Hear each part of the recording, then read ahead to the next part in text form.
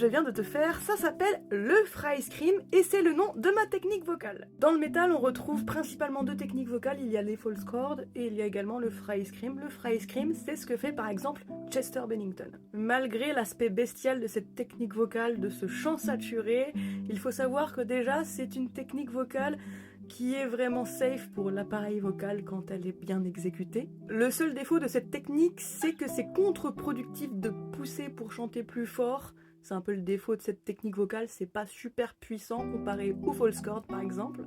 Personne parle de ça, mais en fonction aussi de ta tessiture vocale, tu vas aller plus facilement vers une technique qu'une autre, donc je te conseille de faire ça de manière saine, mais d'expérimenter par toi-même. Beaucoup de gens vont dire je te conseille plutôt d'aller voir un coach vocal, etc. Alors ça, oui, c'est si t'as pas envie de perdre de temps, et si t'as pas envie de te blesser, c'est sûr que c'est une sécurité, mais c'est aussi assez coûteux si tu veux prendre un coach. Personnellement, j'ai appris par moi-même, ça fait depuis 2013 que je fais ça. Ça fait 12 ans, waouh! Et pendant une dizaine d'années, oui, j'ai effectivement appris par moi-même. Le chemin a été très long, mais j'ai eu la chance d'aller, sans le vouloir, vers le fry scream en découvrant le métal en 2013 avec Suicide Silence.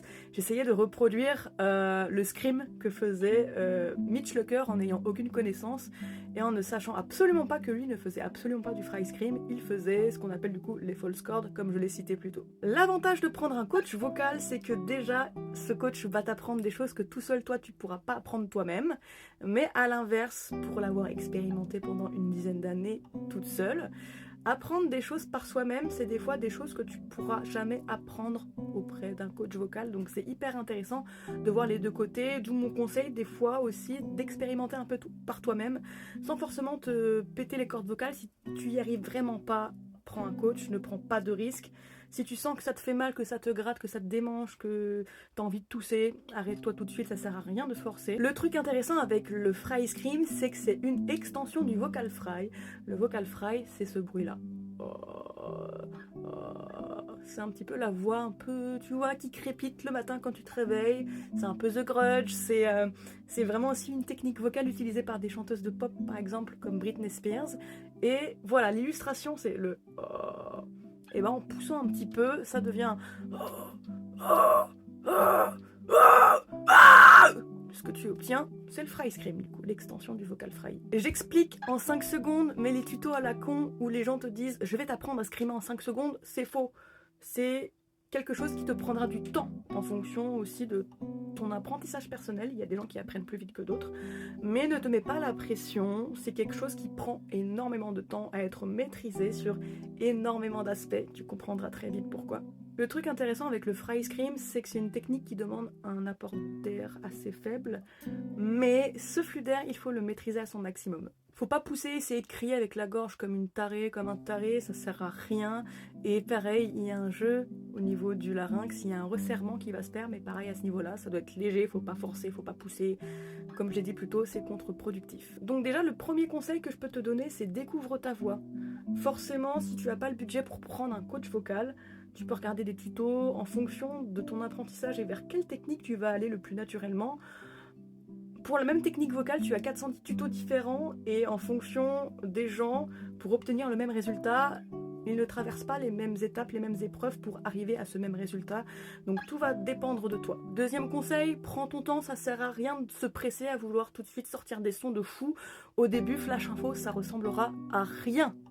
Ne t'embête absolument pas à essayer de vouloir faire des chansons en entier, des trucs hyper compliqués. Déjà, essaye de comprendre le son, comment ton corps fonctionne, comment tu vas réussir à créer ce son, tout simplement. Donc tu peux juste faire des hey, hey, hey, hey, hey, hey, des A, E, I, O. Tu fais ce que tu veux, le son que tu veux, tu fais l'alphabet, tu comptes, tu fais ce que tu veux.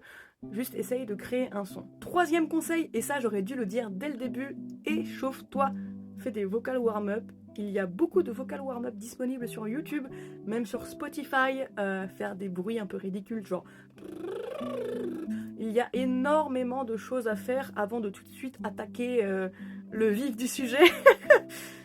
Prépare ta voix, ne pars pas à froid, ça sert à rien, ça va juste être violent et tu vas te faire mal pour rien.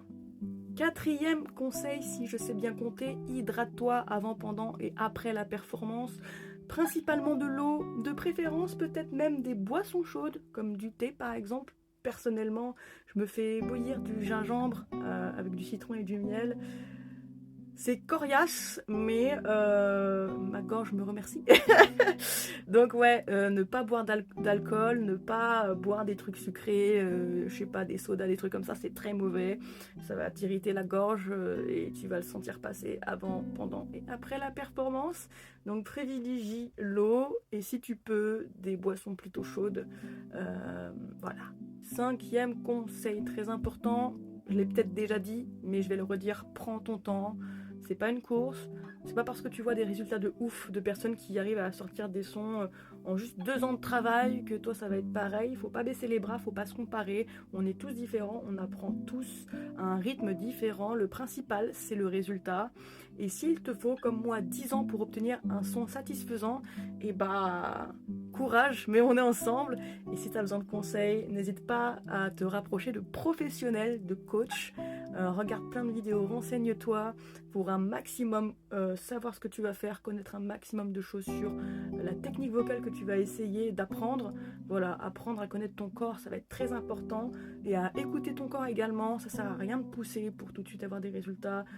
Chanter fort, machin, ça sert à rien, ça va juste être contre-productif. Et nous, on ne veut pas un travail bâclé, on veut du résultat, on veut quelque chose de qualitatif. Donc, prends ton temps. Prends juste ton temps.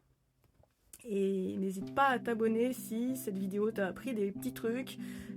Si ce genre de format te plaît, n'hésite pas à me le dire en commentaire.